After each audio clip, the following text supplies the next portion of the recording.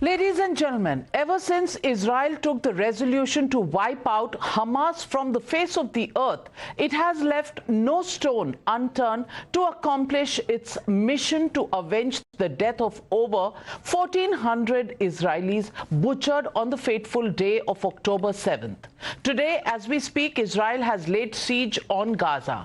From Hamas's power corridors to its military police headquarters, the strong pillars of Hamas are falling one by one. Not only this, the Israeli forces have unearthed terror dens inside hospitals. A Hamas command center was found right beneath the Gaza Children's Rantizi Hospital during the combing operations. Fearing annihilation, the terror group has come out with a barter condition. That is, it is ready to release up to 70 women and children held in Gaza as hostages in return for a 5-day truce.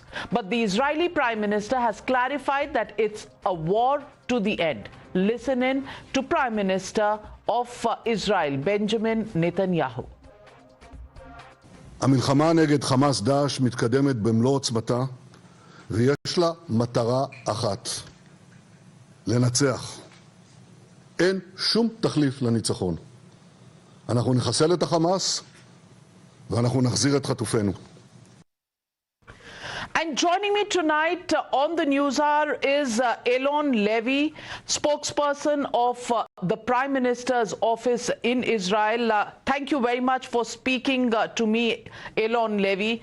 The question is, are you going to take up the offer of a truce or a ceasefire for 5 days in return for 70 hostages? That's the question the world is asking today.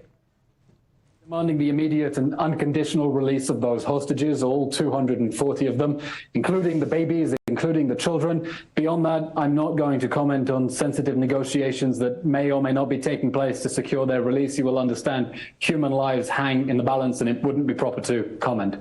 Eylon Levy, the Hamas has come out and said that in their negotiations with the Qataris, they have made this offer.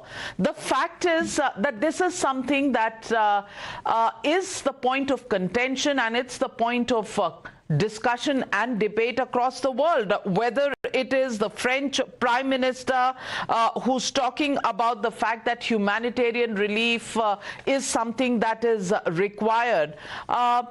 Is there growing pressure on Israel to take up this offer, or are you still steadfast on the decision of annihilating without any conditions? Since the October 7th massacre, Hamas has been waging psychological warfare against the people of Israel, tormenting and torturing the families of those innocent hostages inside the Gaza Strip. As I said, I'm not going to comment on negotiations. These are sensitive issues and human lives are at stake. But one central goal of our campaign inside Gaza is to bring our hostages home. Wherever we can physically free them and bring them home, we'll do that. But apart from that, we're putting pressure on Hamas. Pressure on Hamas to release our hostages. We want Hamas to feel the heat, and that's what we're continuing to do right now, put more pressure on Hamas. And we welcome all international pressure on Hamas and its supporters as well, to make clear there is no excuse for abducting babies, innocent babies, and holding them hostage in a tunnel by armed terrorists with Kalashnikov rifles. There's no excuse. We want them back, and we're putting pressure on Hamas to make sure they give us our stolen children back. Mr. Levy, today there have been some pictures that have been released of Israel taking over the seat of power of the Hamas as well as its military police headquarters. How much of Hamas controlled centers are under Israeli influence now, and how much of this success has been achieved as far as obliterating the Hamas, as you had promised yourself to all Israelis across the world that would be done? How close are you to your objective goal? We're much closer than we were before the beginning of the ground operation. You know, in response to the October 7th massacre, we decided that we can no longer live next to this jihadi terror state on our borders, and our goal is to totally dismantle Hamas's governing and military capabilities inside the Gaza Strip. That's what we're doing. We've killed thousands of terrorists. We've exposed Hamas's war crimes, the way that it is embedding itself in populated areas. We found tunnel shafts poking out underneath children's bedrooms in Gaza, underneath their beds, literally underneath their beds. We found rocket launchers next to children's swimming pools and amusement parks. We found weapons being stored inside classrooms. We found cables for rocket launchers that lead into mosques. And we are systematically dismantling the Hamas terror state that for 16 years has been waging war on the people of Israel and terrorizing the people of Gaza. And the days ahead are going to be very difficult. Hamas's main headquarters are located underneath the Shifa hospital in Gaza. Hamas built its headquarters in the basement of a hospital. How sick is that? How disgusting is that? Because Hamas's whole strategy is based on human shields. Hamas knows that the only thing that is stopping the state of Israel from destroying the monsters who perpetrated the October 7th massacre is the fact that they're keeping innocent people above them. So as we're smashing Hamas, we're also doing everything we can to get civilians out of harm's way. We've been operating a humanitarian corridor every day for people to evacuate south. We've been implementing tactical pauses in order to encourage the people who are still there to leave. We've been urging them for a month to leave. And we're going to continue doing everything we can to keep civilians safe while destroying the whole Hamas terror infrastructure responsible for the October 7th massacre and planning another October 7th massacre again.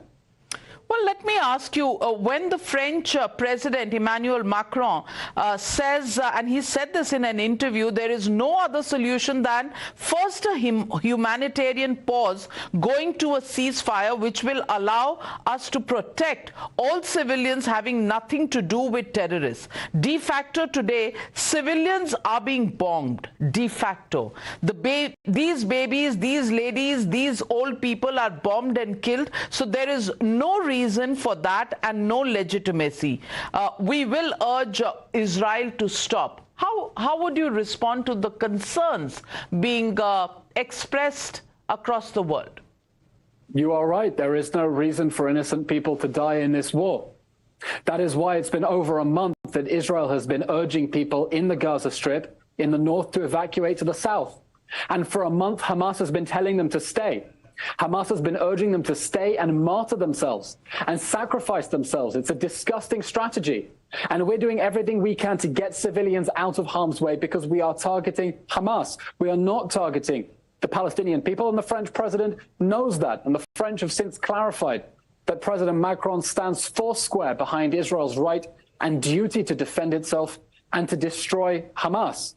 So we hold Hamas fully accountable, fully responsible for all the tragic deaths inside the Gaza Strip as a result of its decision to declare war on us with the October 7th massacre, its decision to wage that war from behind women and children inside populated areas, and its strategy of attacking our soldiers as we try to evacuate innocent Palestinians from harm's way. You know, this is crazy. We have boots on the ground. We have soldiers who are securing safe passage for Palestinian civilians to leave, and Hamas is attacking our soldiers. Hamas is attacking our soldiers with RPGs as we try to get innocent Palestinians out of the way. And we hold Hamas fully accountable, and the whole world must hold Hamas fully accountable for all suffering in the Gaza Strip as a result of its decision to declare war on us with that horrific massacre on October 7th. Mr. Levy, IDF has also exposed a subterranean terrorist tunnel system apparently leading from a Hamas terrorist house to the Rantisi Children's Hospital, beneath which hostages are also supposed to have been held briefly. How important is it to dismantle this entire tunnel system to ensure the obliteration of Hamas operations? How long this might take, and how widespread is this tunnel network? There is nothing more important than destroying Hamas's terrorist infrastructure. For the last 16 years, Hamas has been systematically building a spider web of tunnels underneath Gaza City, underneath homes, underneath schools, underneath mosques, underneath hospitals. They've built a whole underground city where they hide underneath innocent people in order to launch terror attacks against Israel. And it is a central goal of this war in response to the October 7th massacre that we will destroy that terror infrastructure so it can never be used to hurt our people again. Well, Mr. Levy, the fact is the IDF has said that the tunnel infrastructure at the Rantisi Children's Hospital was actually right next to a school and a UN building. I'm asking you a very serious question. You think the United Nations would not have been aware of this? Do you think international authorities have not known what was happening right under their own noses? They knew. There is no way that the international agencies inside Gaza did not know the extent to which Hamas was exploiting their civilian infrastructure for terrorist purposes. They knew, and they were silent. And in that, they have been complicit with Hamas's strategy of human shields.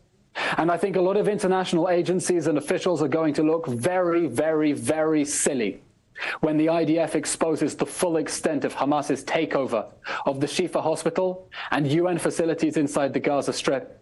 And the international community is going to need to demand answers and to demand accountability and to ask tough questions of the agencies on the ground. What did you know? Why didn't you say anything? Their global credibility is at stake. How close are you to unmasking what you say is the proof of international bodies knowing what was going on? Well, we're doing it as we go along. You saw just yesterday in the footage that we released from the bunker underneath the Rantisi Hospital, a World Health Organization sticker. We're moving ahead in order to destroy Hamas's terror infrastructure in the Shifa hospital, and the evidence is there for all to see. The evidence is there for people to see about how Hamas has been exploiting UNRWA UN facilities. The question is whether people want to see it, or whether they want to push the evidence to one side because it isn't convenient and it doesn't fit with their narrative and it doesn't fit with their opinions. But the evidence is all there, and in the days to come, there is going to be more. How do you respond to United States President Joe Biden, who on Sunday called the Qatari head of state and spoke to him and said that he affirmed his vision for a future Palestinian state where Israelis and Palestinians can live side by side with equal measures of stability and dignity? President Biden has been a stalwart friend and ally of Israel, and we greatly appreciate his moral clarity, his moral, material, and diplomatic leadership in making it clear that Israel must destroy Hamas in this war. That is our right of self-defense, and making sure we have all the weapons that we need to do that. Now, as for the day after Hamas, I wish I could tell you that the day after Hamas were next week. Unfortunately, this is going to take a long time, and we're exploring several options for what the day after Hamas is going to look like. I can tell you three things about what will happen in the Gaza Strip after Israel's inevitable victory. One, the Gaza Strip must be demilitarized. It must never again be allowed to host terrorists who are able to pose a threat to the people of Israel.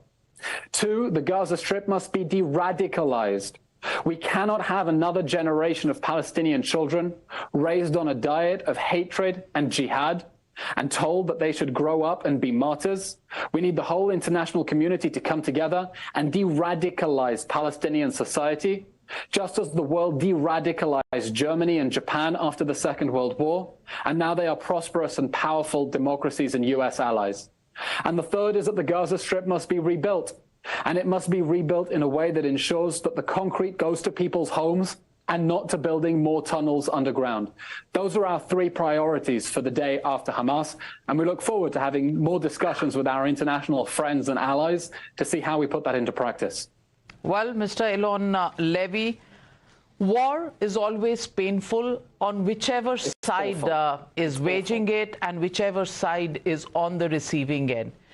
But we do hope that better sense prevails and terror really comes to an end, as also the humanitarian crisis of holding hostages and the onslaught of absolutely hapless young children, women, and civilians who have nothing to do with this war.